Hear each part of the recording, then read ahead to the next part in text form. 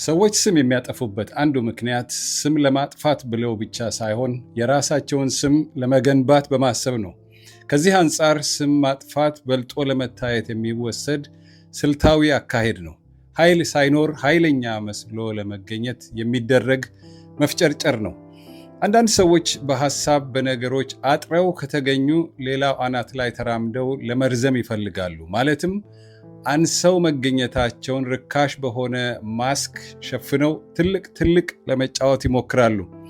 ዓላማቸው እንደሚባለው እውነቱን ማውጣት ሳይሆን የሌላውን ስብዕናና መልካምነት ሙልጭ አድርጎ በመዝረፍ በአቋራጭ ለመክበር መሞከር ነው።